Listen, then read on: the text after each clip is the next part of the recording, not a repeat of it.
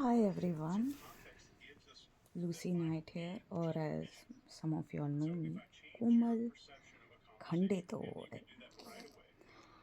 Yeah, it's hot, but I'm still dealing. Um, so it's something serious I want to talk about. Stuff that I figured out last year about my fucked up blood relatives. Let's go on with it. In today's video, we're gonna learn how I was created. Not the talk about bees and birds. No. This is much bigger, horrifying. Anyways, so I figured out last year on 27th of April 2025 that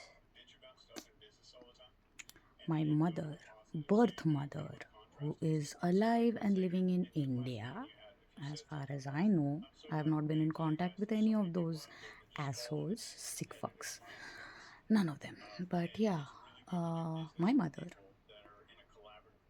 was raped by her father in law on her husband's birthday. And I was conceived. Yep. So, how do I know that? Because this happened to all of the women, my biological father's daughter in laws. He has, well, he's dead, but he has five alive daughter in laws, and all those women's firstborn kids were my grandfathers. Ganesh Khandetod, his father, Anantarao Khandetod. And I am willing to do a proper DNA test if it comes to that. But yeah, so I was raised as the only child by these two fucked up people. Now I'm saying why these two are fucked up is because they tried to kill me. So she was raped on 11th September 1989. She got married on 8th May 1989. 11th September is her husband's birthday. And my delivery date, exact 9 months later, comes up to 21st June 1990. Guess when I was born? 20 June 2006. 1990. Yeah. Now, my birth story is the birth story that I was told was so 21st June was the delivery date. One day before the delivery date, her father in law comes home to her and her husband. Her husband and her father in law get into a horrible screaming match, and she stresses out to the point where she starts getting diarrhea, severe diarrhea. In about 5 to 6 hours, apparently, she lost a lot of weight because of diarrhea. 4 to 5 kilograms of weight. And she had to be taken to the hospital immediately. I was born at 4:55 p.m. on 20 June 1990. Now, here comes the fun part. She was taken to the hospital. The doctor said that the baby has completely turned upside down. Yeah, in her tummy. And if they do a C section, they will be able to save the mother. But if they do a normal delivery, both the mother and the child will die. Everyone said C section. My mother, when she was on the table, she said, "No, I want to go for normal delivery." And she delivered me, hoping that I would die. And I'm assuming she wanted to kill herself too. But we both survived. I was obviously underweight, very thin, and surprisingly, ironically long, because right now I'm just 5 feet. 4'11, some claim. But yeah, that's that's the shitty part. We both lived. Then, not just all of that. I figured out a lot of stuff about her husband, who I now know is to be my half brother. Ganesh Khanditod is not my father, he is my half brother. My biological father is Anantrao Khanditod, and my biological mother is still Manisha Khanditod. And my name, Komal, was an afterthought when they had to discharge my mother and me. It was chosen by my half brother, and he was aware of all the other women getting raped. He was aware, everyone in the family was aware. But when I was born, everyone decided not to tell me, lie their asses out, and control me in every possible way. Now, my mother had multiple chances to leave me on the street, kill me even. Ah, so many chances. I am 35 years old now. I was 34 years old when I made last contact with my parents. So yeah, she had multiple chances, but she did not. Do you know why? I do. She raised me as her own kid because she wanted a soldier in arms or a better human being or a better computer to beat her psychopathic husband at his mind games.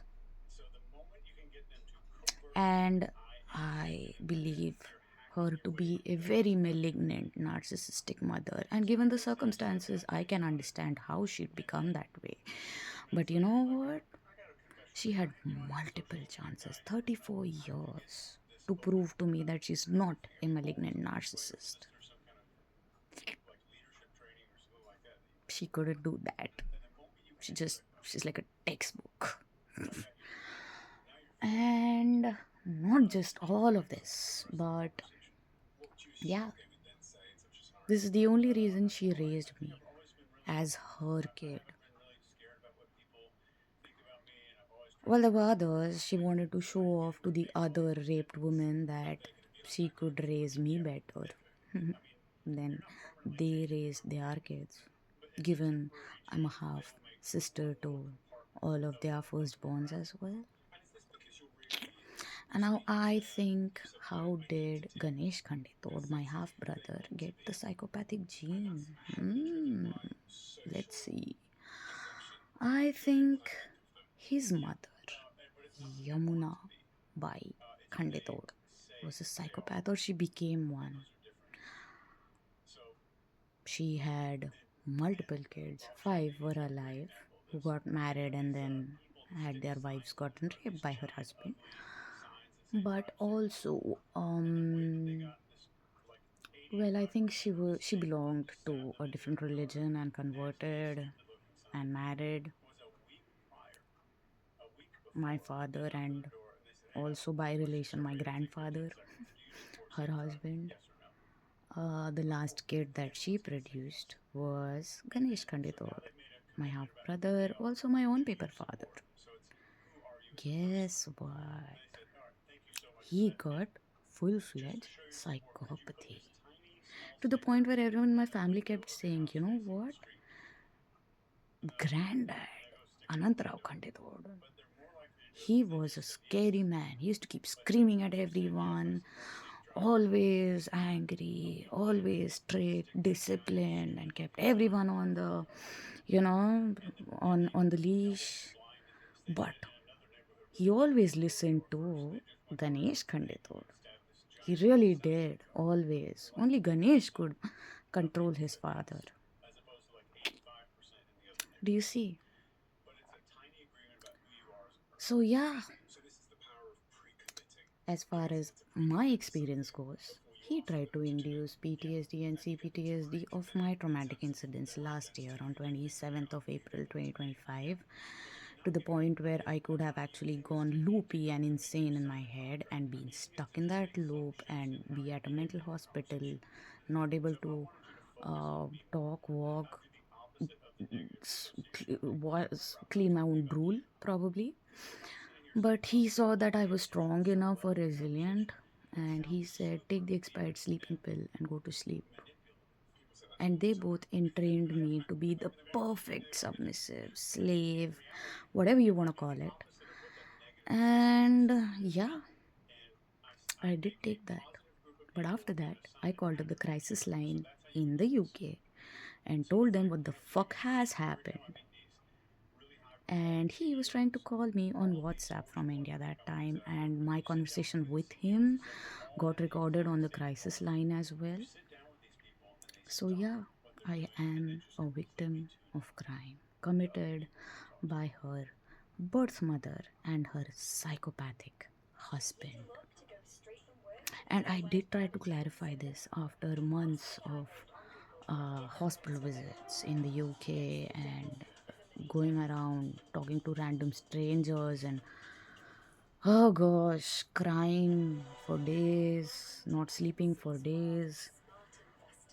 Well, I did contact them. And you know what my birth mother says? See the good thing out of it. See the silver lining on what of whatever happened on that day, 27th of April 2025, and move on with us. That's what she said, not even an apology. Hmm. Yeah. When I tried to spend my last moments of sanity last year when I thought I was actually going to go insane, to the point where I kept going to mental health hospital to admit myself and tell them that, I'm not fit for this society, please take me in. This happened 3 times. They finally kicked me out saying that you're perfectly sane and we cannot help you because there is nothing wrong with you that can be treated in a mental health hospital. Then in December 2025, no, January 2026, December 2025, I went to Basildon Mental Health Hospital as well, urgent care unit. And then I was on waiting list for a provisional bed at the Basildon Mental Health main unit. And I was discharged in January 2026 saying that I don't need a bed because there's nothing wrong with me.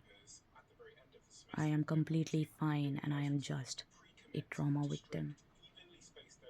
And yeah, I have written proof documentations of all of that. So, not for anyone else to see it, for me myself to see and think that, oh, this was my crazy, fucked up life.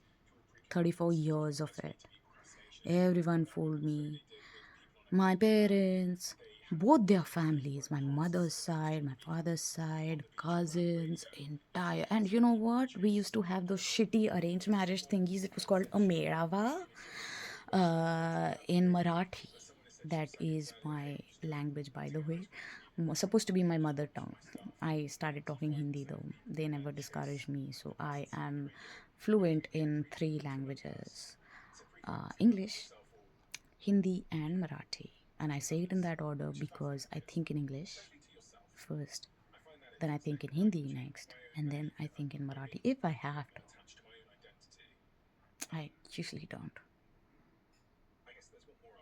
So, yeah, also I did a mock IQ test multiple times, and usually the score was around 129, 125 to 129 out of 145.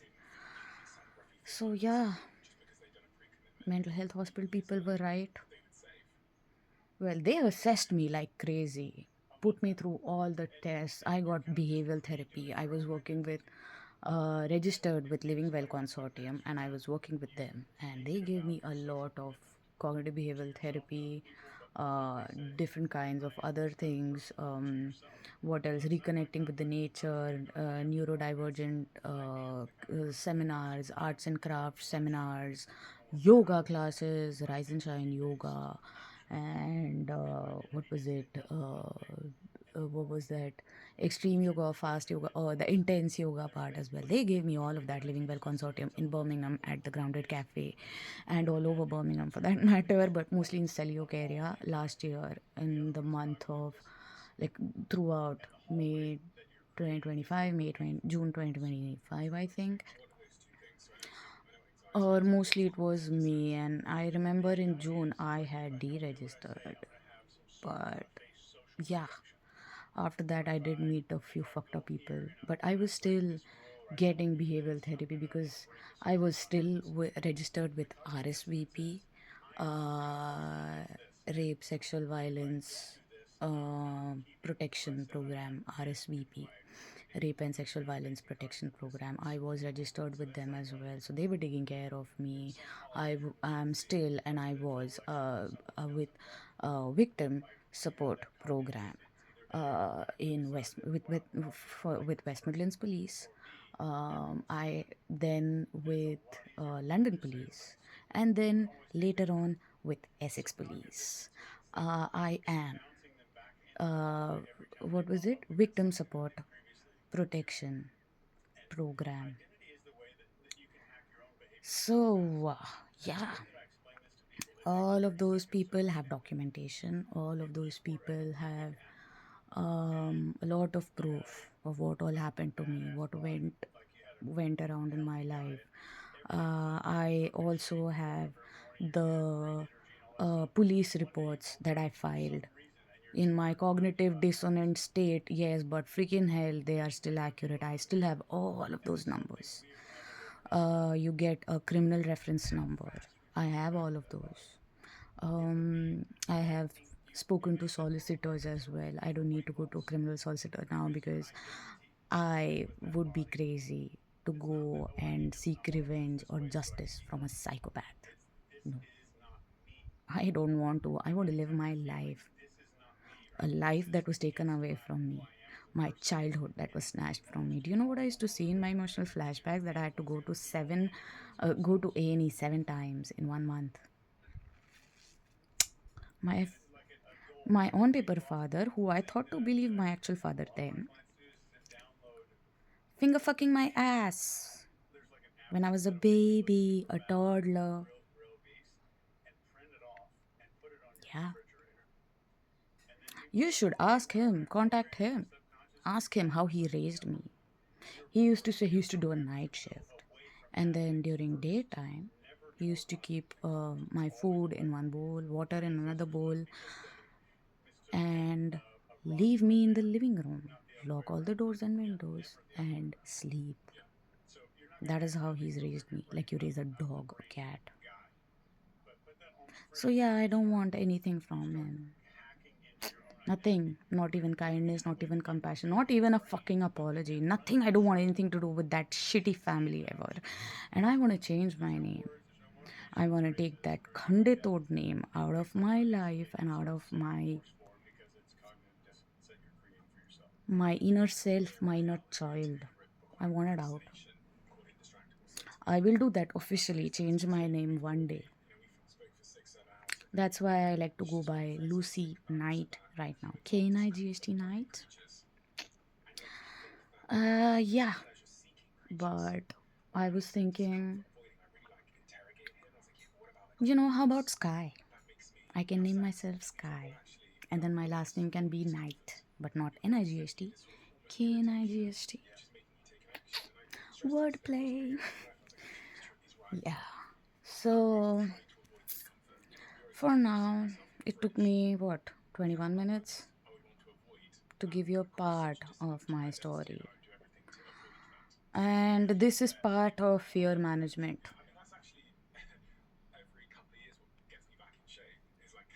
That I have the guts to accept the fact that I've been a victim all my life by the people I trusted the most on this planet. um, yeah, monsters raised me. Malignant narcissistic mother married to a psychopathic human being. I mean, imagine these two raised me.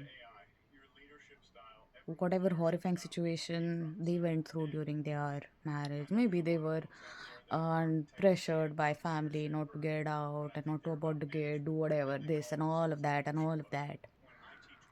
But after I was born, he didn't need to be a pedophile to me. Really didn't need to. They could have just, I don't know, left me on the streets when going shopping one day, and I could have just gotten lost. Probably died then. It would have saved me so much of misery for the rest of my life. We moved away from that city after 3 years of me getting born, and 3 or 4 years. We moved to a different city called Nagpur. And from then, it was just the psychopathic husband, my half brother, his wife, my birth mother, and me. They brainwashed me, and I was a toddler when whatever pedophilic things he did to me, I didn't remember them. And I believe as a child, I wanted to never think of it. But yeah, that should happen. Oh, and my mother knew that I was getting sexually abused by my cousin brothers from her side as well, and from her psychopathic husband's side. And she let that happen. She pimped me out.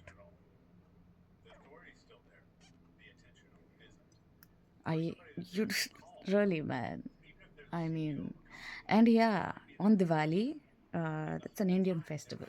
I need to say this out loud.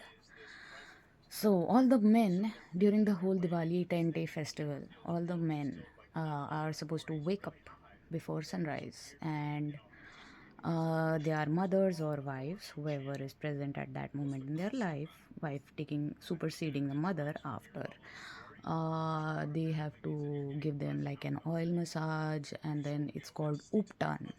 It's like an exfoliating pack. You put them on their entire body, and then they're supposed to take a bath before the sun rises. So that's a tradition that happens in Diwali. My mother used to do that to me after my marriage also. I was married when I was 29. The times I visited her as well, she used to make me go naked and then touch me everywhere under the guise of that massage, and then that done everywhere. She kept doing that till I left India and came to UK. every Diwali. That's fucked up. That is really fucked up. Oh, not just that. There's another festival called Raksha Bandhan, where a sister ties like a band on her brother's arm, and the brother gives her protection in return. Guess who I had to tie that band to? Yep, my father, Ganesh Khanditod. I was also a left-handed when I was born. The only person in my family that I know is left-handed is my mother's father-in-law, Anantrao Khanditod. And these two dumb fucks, Manisha Khanditod and Ganesh Khanditod, actually used to smack my left hand from turning me into a lefty and made me a right-handed person. So yeah, they were inhuman to me. Inhuman. And last year, whatever they did was the last straw. I left them. I dumped them.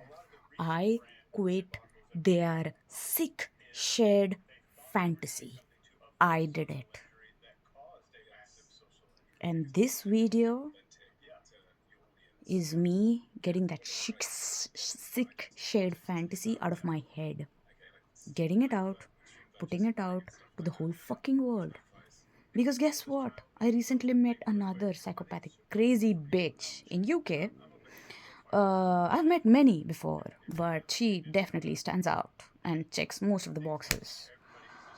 Ah, yeah, she tried to exploit me.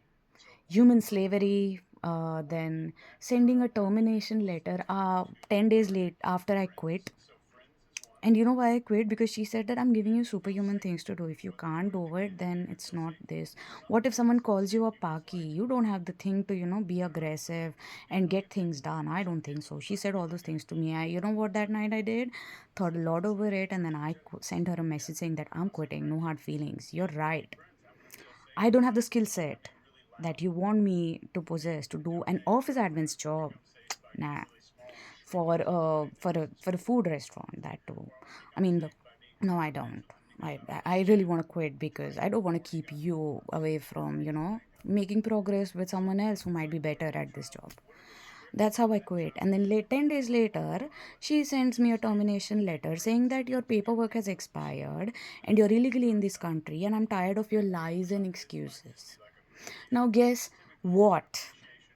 My paperwork has not expired. It's a share code that, right to live, right to work, right to rent share code that UK gives to all their immigrants who come here.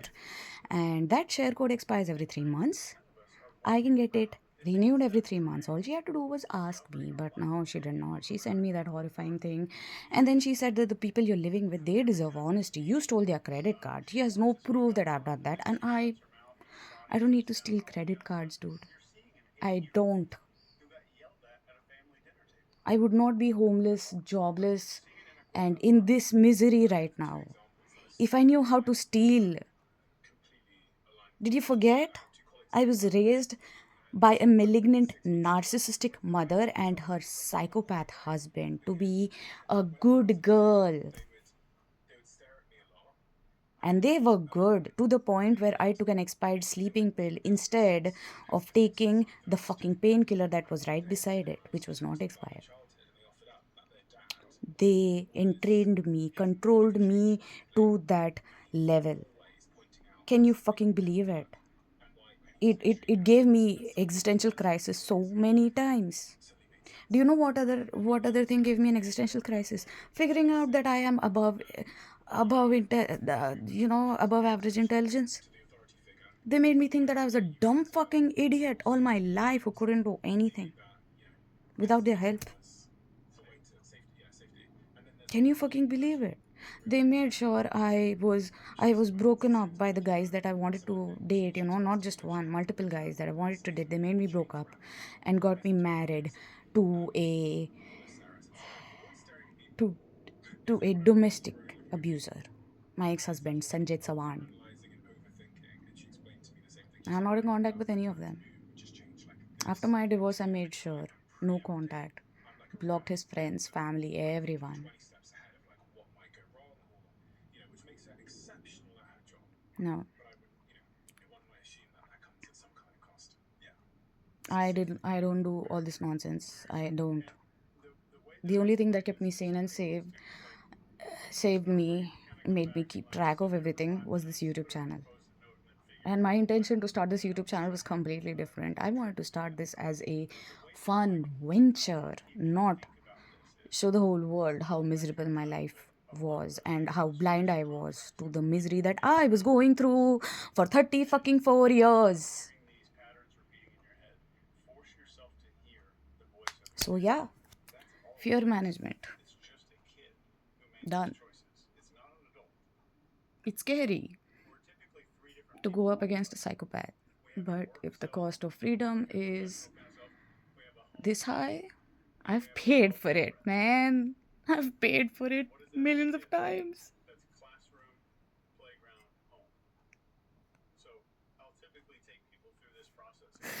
Not anymore. I'm done paying for someone else's fucked up brain. Their shitty intentions. I am sick of that. Now I'm not hiding this. This is a part of me.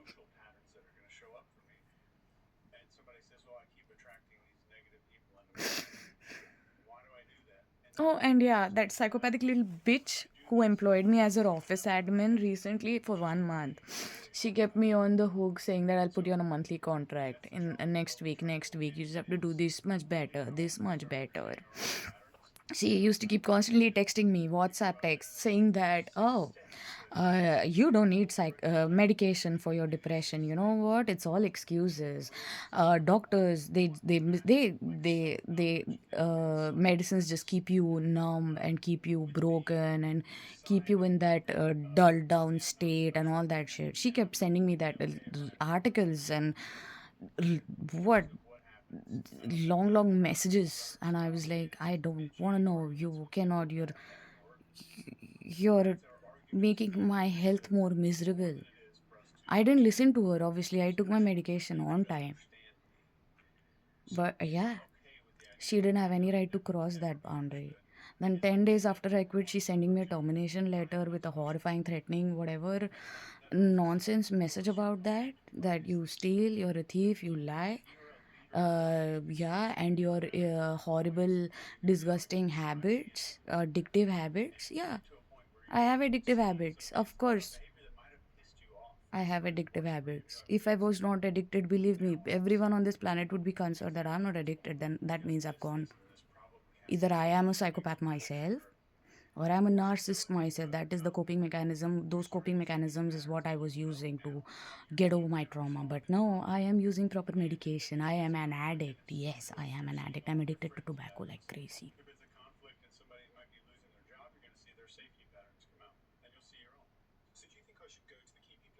Yeah, but I'm okay. I'm okay with it because I'm willing to work on it.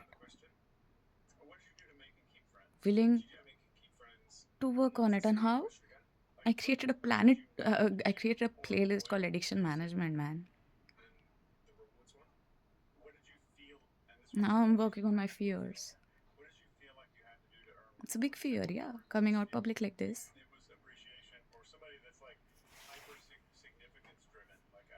I don't give a fuck anymore because all of these psychopaths can think that they are above everyone else, but you know what? No, they're not. You just give them that much importance by getting so afraid of them and speaking the truth, trusting your connections. Why is it so easy for them to isolate us? Us victims, man? How? Targets, how? Yeah. So, yeah, I'm gonna be going all open on my channel about whatever the fuck happened to me, starting with the primary abusers of my life, my biological father, my half brother, and my biological mother. I don't care. I don't want justice. I don't want revenge. I don't want anything. You know what I want? All the truth out in the open. That's all I want.